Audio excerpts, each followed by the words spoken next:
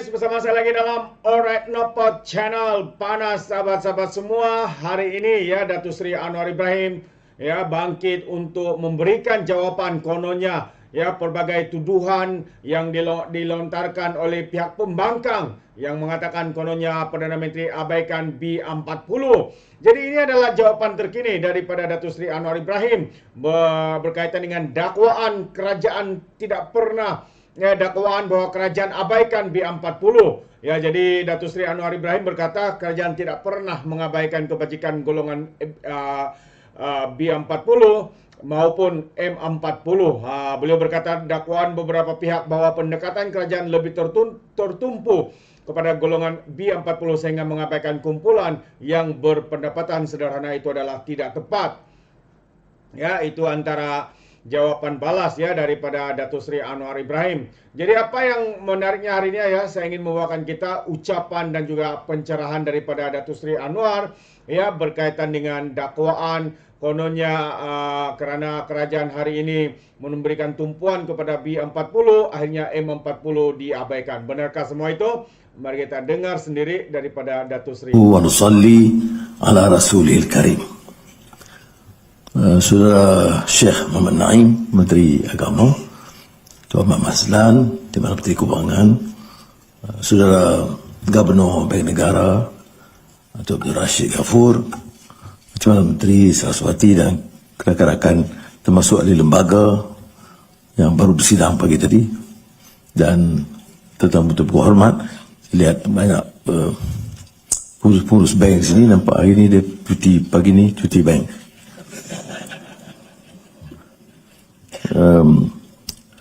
Saya memulakan saya memanjatkan kesyukuran kepada Allah Subhanahu wa Taala, rasa bangga kerana antara acara atau program pembasmian kemiskinan, pemberian subsidi puluh bilion, program-program membantu rakyat miskin, keusahawanan yang bercambah dalam negara, tidak semuanya dapat dibanggakan dengan catatan kejayaan yang memuaskan. Maka idea dicetuskan untuk memohon supaya Bank Negara mengambil ikhtiar dan sekarang mencungkil pakat-pakat lain dan kerjasama daripada bank-bank. Itu tentunya dapat menunjukkan suatu prestasi yang berlainan. Saudara yang biasa dengan saya tahu bahawa saya di antara yang kuat menegur bank-bank secara gurauan ya. Itu kerana fokusnya itu kewangan, memang institusi kewangan. Jadi hidup mimpi bangun uang saja. Tapi sebenarnya ada anjakan sekarang dan kita harus berlaku adil bila ada beberapa tindakan yang baik dan positif. Kalau kerangka negara madani ini, termasuk ekonomi madani, tentunya fokus utamanya pemacuan pertumbuhan ekonomi yang segar. Tidak siapa boleh nafikan. Kita selalu bicara soal pengagihan kekayaan, bukan shared poverty. Ya, itu yang ada pengagihan kemiskinan. Sebab itu dalam perdebatan dulu di antara sosok kapitalisme, kadang-kadang yang tak terkawal, yang unbridled capitalism, itu mengundang reaksi yang disebut tentang kebangkitan golongan kiri atau sosialisme. 1% seperti mana yang banyak dikupas oleh Stiglitz ataupun Piketty, yang popular dibaca tapi kadang-kadang tidak menyentuh hati nurani. Jadi walaupun kita bicara tentang post-normal times, 1% yang kontrol, tapi kadang tidak menyentuh, memaksa kita supaya melakukan sedikit anjakan dalam cara dan kerangka pemikiran membawa perubahan dalam negara kita.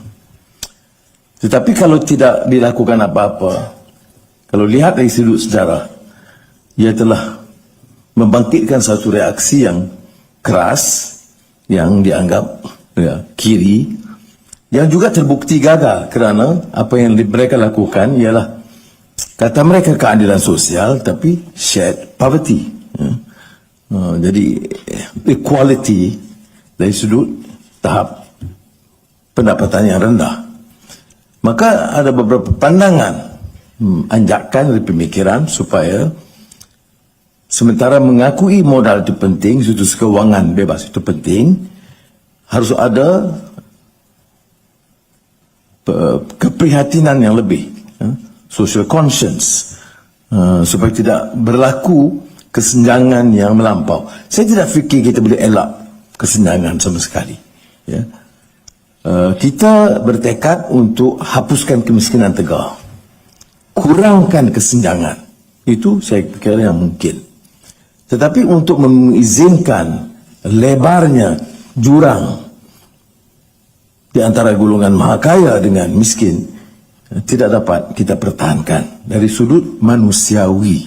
Ya. Kerana kita nak bangunkan ini, seperti mana sering saya sebut, bukan saja gedung dan industri dan bangunan pencakar langit, tetapi juga manusia di dalamnya. Saya lihat, bila saya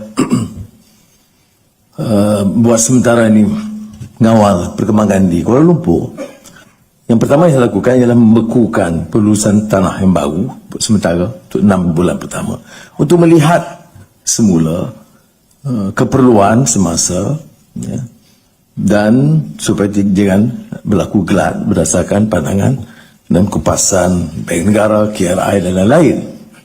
Tapi selain daripada itu ialah kerana saya meneliti semula soal tata kelola, soal governance, soal kaedah kita meluluskan, dan amalan yang buruk atau bobrok. Plot ratio itu ada cost dia, dan pulangan tertentu bagi orang-orang tertentu, dan ini wajib dihentikan.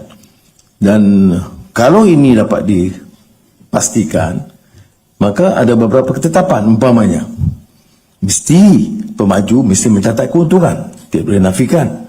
Kalau tidak ada bank yang nak beri pinjaman. Tetapi syarat-syarat seperti kawasan lapangan hijau, tempat permainan, gerai-gerai, tidak boleh. Dan bagi saya tidak menusabah umpamanya kita ada gedung-gedung ada sekitar Bank Negara, tetapi tidak ada tempat untuk peniaga-peniaga gerai-gerai yang agak bersih dan punyai standard yang memuaskan bagi satu kota besar. Jadi fokus begitu juga anjakan daripada melihat hanya keperluan membina gedung yang wajib dilakukan, tetapi keperluan untuk mengurus pekerja di dalamnya. Dan pekerja di dalamnya bukan semua pengurusan atasan, ada pertengahan, ada di bawah. Mereka memerlukan perumahan, mereka perlukan gerai makan, mereka memerlukan klinik-klinik yang agak kos yang lebih rendah. Jadi semua itu harus diperhatikan untuk melihat kepada keperluan pembangunan manusiawi seutuhnya. Nah, inilah yang kita rasa satu anjakan yang diperlukan. Maka saya baru ini lebih rancak kelulusan, tetapi dengan syarat-syarat yang lebih ketat, ya. Hijau, gerai, kebersihan dan perumahan yang bertahap, yang mampu dikendali, diurus oleh pemaju.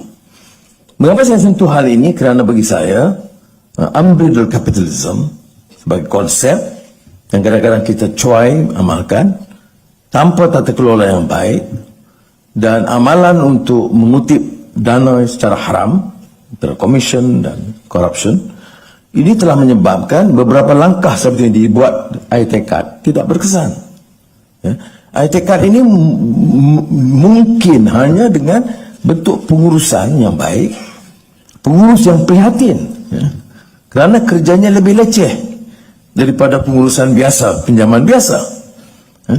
Tetapi saya bising KSP sebentar tadi, kalau diserahkan kepada Bank Negara pengurusannya dan tahniah, dan disertai oleh 11 bank, saya tidak tahu mengapa tidak jadi 20. Jadi saya harap dalam beberapa bulan ini jadi 20. Kalau tidak saya minta nak lihat senarai yang belum masuk. Dan kemudian dikembangkan dengan swasta. Why do I suggest this? Precisely because when central bank and banks manage this sort of activities, we are more confident in terms of its efficiency, efficacy, and impact. Jadi, it's a compliment to bankers. So saya harap semua yang belum menyertai accept this compliment in advance. Sekarang saya harap kita boleh capai 20. Kerana saya juga teliti beberapa hari sebelum acara ini tentang tahap kejayaannya. Dari segi kos pengurusan lebih rendah daripada beberapa agensi yang dikenali oleh kementerian-kementerian. Dari segi tekanan kewangan kepada kerajaan juga jauh lebih kurang. Jadi tidak ada sebab mengapa program seperti ATKAD ini tidak boleh dikembangkan.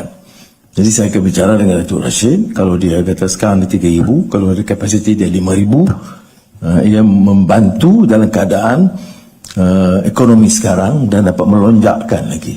Jadi saya minta nanti kementerian berkaitan dengan keusahawanan, kementerian pembangunan wilayah dan desa dan Kementerian Keuangan tentunya akan beri kerjasama supaya program ditingkatkan. Dan melalui Syekh Muhammad Naim, saya percaya boleh menganjurkan Menteri Agama zakat untuk menambahkan ke penyertaan mereka melalui zakat dan sebagainya, kerana terjamin kesanannya daripada meminta Menteri Agama dan zakat sendiri mengendalikan. Ya. Mereka boleh cara kecil-kecilan, tapi lebih baiklah dapat dikendali supaya skala dan impaknya itu lebih berkesan. Untuk yang lain itu dah disebut oleh Dr. Rashid sebentar tadi tentang peserta yang diharap mungkin meningkat kepada 4,000 itu berdasarkan peruntukan kewangan Kementerian Keuangan 4 juta tahun ni. Yeah. You know, some of you are familiar with the Yes Minister series. You see? So every time before I announce, I look at the KSP. He has to note, then I announce. Kalau dah berjaya dengan 4 juta ringgit dana awalan dari Kementerian Keuangan, sebenarnya cakap Government Bank Negara tak perlu saya tambah 2-3 juta. It's nothing to them.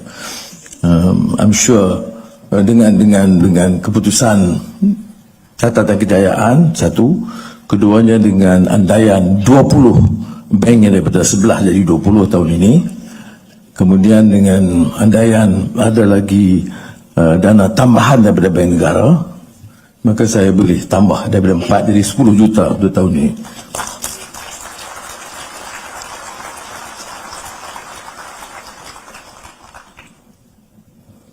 Ini saya ingat sahabat saya Matthias Sen bila bicara soal kemiskinan, bukan disebabkan semata kekurangan wang, tetapi merangkumi ketidakupayaan untuk merealisasikan potensi penuh seseorang sebagai manusia. Kalau di Malaysia, kalau kita baca rencana kemiskinan lama sebelum Engku Aziz, iaitu Zahba, dia sebut bahawa isu kemiskinan itu bukan saja kemiskinan harta, tapi kemiskinan semangat, kemiskinan akal budi, tentunya juga disebut tentang kemiskinan akhlak. Kalau kita boleh berikan asakan semangat ini, maka dengan sedikit dana dia boleh punyai lebih baik disiplin. Dan sebab itu saya masih percaya dengan pendedahan pengalaman pengurusan bank akan dapat banyak membantu. Dan ramai daripada pengurus itu boleh memberikan sedikit ruang waktu 1 jam seminggu untuk memberikan pendedahan dan didikan yang saya percaya sangat mengesankan.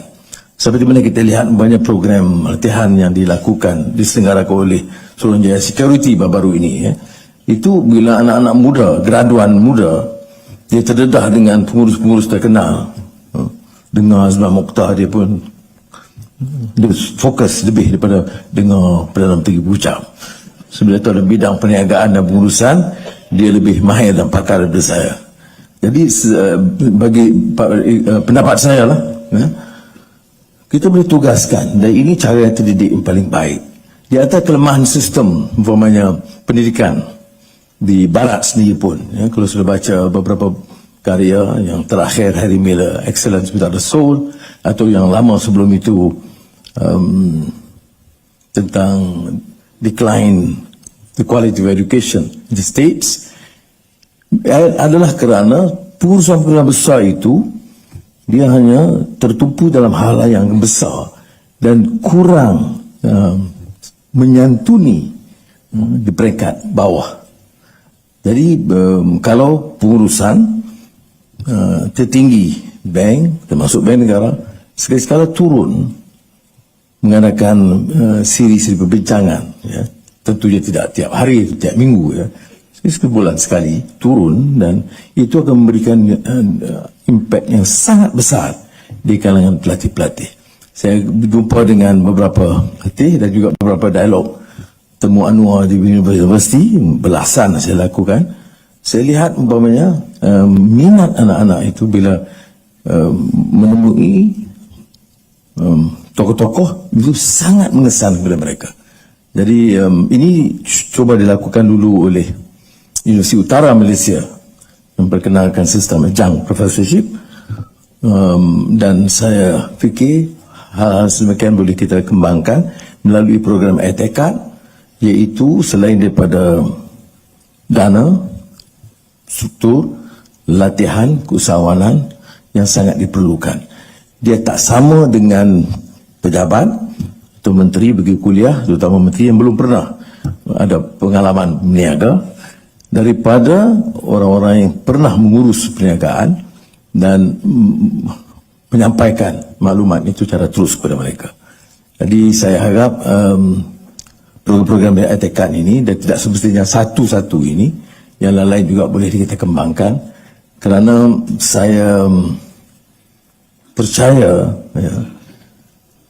ruang masih banyak, dan walaupun permulaan yang sangat baik, tapi dengan pertambahan masalah begini rupa, graduan ratusan ribu, keluaran SPM tiap tahun juga ratusan ribu, yang menganggur jumlahnya juga besar.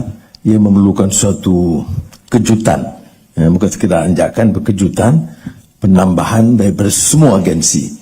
Saya telah mengarahkan semua agensi kerajaan umpamanya mengambil satu pendekatan yang agak berbeza dengan menumpukan soal latihan dan pendedahan. Selain daripada urusan-urusan biasa yang terpaksa mereka harus beri tumpuan supaya catatan keuntungan dan pengurusan lebih baik, tetapi harus memanfaatkan golongan bawahan. Ada yang menegur mengatakan bahawa pendekatan kita terlalu banyak kepada golongan B40 dan telah mengabaikan M40. Jadi beberapa langkah kita ambil, tetapi andaian bahawa kita beri pada B40 pun tak betul. Sebab sudah tengok semua sekolah-sekolah menengah sains, MRSM, termasuk Kolej Melayu dan lain-lain, itu manfaat bagi golongan paling miskin itu sangat kecil, tak sampai 1-2%. Sebab itu saya usulkan kepada Menteri Pendidikan baru ini, mengatakan bahawa sama ada sekolah khas, ada mencadangkan, kalau tidak pun mesti diperuntukkan 1-2%, 4-5% bagi kalangan yang betul-betul miskin. Kalau tidak, kesenjangan itu terus akan berlaku. Ini yang saya popularkan baru ini, buku Michael Sandel, Myth of Meritocracy. Kerana sekarang orang golongan elit ini, dia obses dengan meritocracy. Ialah, dia pergi sekolah terbaik, dia anak orang kaya, jadi meritocracy itu relevan. Tetapi kalau dia itu duduk datangnya dari Manik Urai dan Kapit atau Cokok Kudung, yang tidak kenal sekolah yang basic, maka justice is not fairness. Kalau bisa baca roles, non-roles, justice is about fairness. Meritocracy itu penting. Tetapi, dia tidak boleh jadi satu-satunya kriteria dalam pengurusan negara dan tata kelola negara yang adil. Meritocracy itu penting di kalangan elit, di kalangan yang mampu. Tapi kalau nak bincang meritocracy, sekolah terbaik Kuala Lumpur dengan sekolah di Kapit, Sarawak, itu maknanya menggagaskan satu formula yang tidak menekankan keadilan. Sebab itu kita kena fikir imbangi kedua-duanya. Itu dalam kuliah dialog saya dengan wacana saya dengan anak-anak universiti, kadang-kadang satu pihak cakap meritocracy, satu pihak hanya kuota dan affirmative action, ataupun bumi putraism. Saya fikir dua-duanya harus digabungkan sementara ini. Dia mesti ada meritocracy, kalau tidak kita tidak akan angkat yang terbaik di kalangan kita. Tetapi kalau kita ada obsession kegairahan meritocracy sahaja, tak perlu ada etikat, complete saja lah. Etikat ini tentunya ada kaitan dengan affirmative action.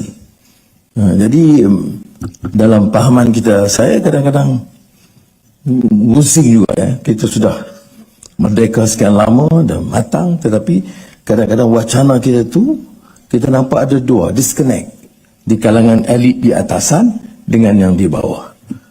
Sebab itu kadang-kadang saya juga usulkan pimpinan kementerian, pimpinan bank harus juga dekati supaya faham mengapa keluhan, kegelisahan yang di bawah itu dia berfikir lain. Oleh kerana dia rasa dia tersisih dan terabai, maka dia lari kepada isu kaum dan lari kepada isu agama yang sempit. Itu untuk menyelamatkan dia. Sekurang-kurangnya ada shortcut to heaven. Ini kerana kita tidak menyantuni. Saya tidak fikir ia akan menjadi fenomena kekal. Melainkan kita gagal berbuat sesuatu yang lebih daripada sekarang. Dia bercakap soal umpamanya negara madani. Dia tidak memberi apa-apa makna kalau dia tidak dapat latihan, tidak dapat pekerjaan, tidak baiki tanda sekolah dia pun. Jadi saya harap dengan pendekatan tekad ini, sebab itu bagi saya lah, saya harus dukung supaya kembangkan semaksimum mungkin oleh semua yang ada. Kita bangga catatan kejayaan-kejayaan yang ada, dan saya lebih optimis bahawa dengan minat pelabur-pelabur antarabangsa yang berkembang sekarang jauh lebih baik daripada catatan kala 1-2 tahun yang lalu, itu satu yang sangat positif bagi kita kerana ia akan membantu melonjak ekonomi. Tetapi lonjakan ekonomi itu harus berbeza, mesti beralih daripada pendekatan yang lama. Pertama, governance yang mesti hentikan pembaziran dan rasuah, dan keduanya lebih perhatian, lebih manusiawi, dan ketiganya menjurus pada isu dan bidang-bidang yang kita agak tinggalkan, termasuk food security, soal transformasi digital, dan bidang-bidang IT yang nampak belum kita tingkatkan sebagai sepatutnya. Jadi mungkin ITECAD ini satu pendekatan baik, kerana siapa jangka orang yang paling tersorot dalam masyarakat boleh menggunakan apps baru. Saya masih ingat masa di PD dulu, boleh cakap dengan nelayan, perkenalkan, tapi letih kita, 3 hari nak letih dia gunakan apps tu. Tetapi bila diguna tu, pendapatan dia tu meningkat kerana dia boleh terus jual ikan tanpa melalui orang tengah yang kadang-kadang mengambil keuntungan yang berlebihan. Jadi saya harap sekali lagi, saya panjangkan sikit isu ini kerana memang dekat dengan jiwa saya, dan saya kalau nak luahkan kepada saudara bankers. you have the means and the smartness how to deal with this problem. Dan saya percaya hal ini boleh dikembangkan. Saya diminta laporan berkala daripada Datuk Rashid, walaupun saya tahu tugas negara lebih besar, tapi ini penting kerana ini satu contoh yang sangat membanggakan. Saya tidak it's always dangerous to overpraise. Tetapi saya bangga dengan program ini. I went through in some detail. Kebetulan saya ada minor surgery, I had the time to read more when I was in the hospital for a day. And then one of the issues I had to go through extensively on the issue of etiquette. Because saya rasa untuk mengulangi apa yang saya sebut tadi, ia lebih cekap, lebih telus dan lebih menunjukkan kesan. Dan mungkin kalau ini berhasil, kita boleh ambil contoh ini tu si Mazlan ada untuk diperkenalkan, ditunjukkan kepada agensi-agensi kerajaan yang lain termasuk Putra, bagaimana urus dengan kos yang minimum, dengan lebih berkesan, dengan results yang lebih baik. Jadi bank-bank yang belum menyertai dalam masa singkat, saya percaya boleh di through moral suasion menyertai dan jadikan ini sebagai satu tunggak kejayaan Bank Malaysia. Terima kasih. Terbaik itu dia sahabat semua, ya, pencerahan padu terbaik daripada Datuk Seri Anwar Ibrahim. Walaupun kita lihat ya Datuk Seri tidaklah ya seberapa sehat, ya difahamkan juga baru saja keluar daripada hospital, walaupun hilang-hilang suaranya di sana, tapi tetap ya bekerja untuk rakyat. Ya, tuduhan yang kononnya PMX abaikan M40 kerana terlalu menumpukan B40, ya itu hanyalah satu mainan ya yang dijadikan isu oleh pihak pembangkang. Yang kita lihat hari ini semakin ketandusan idea, semakin hilang punca ya untuk apa yang mereka lakukan sebagai pembangkang. Standard yang pembangkang hari ini memang tidak boleh pakai sahabat-sahabat semua. Jadi terbaik kepada Datuk Seri Anwar Ibrahim, kita ucapkan terima kasih. Semoga Datuk Seri sentiasa memiliki kesihatan yang sehat, kuat untuk memacu negara kita. Jadi sekiranya anda mau berikan sebarang komen, anda boleh berikan komen dalam ruangan komen. Dan izinkan saya untuk mengundurkan diri. Seperti biasa, peribahasa mengatakan tapapun kangkap, 2 tahun keinginan. Dalam bahasa Melanya, tepuk dada, tanya selera. Sekian sahaja daripada Alright Nampak Channel. Saya kita berjumpa lagi. Bye-bye.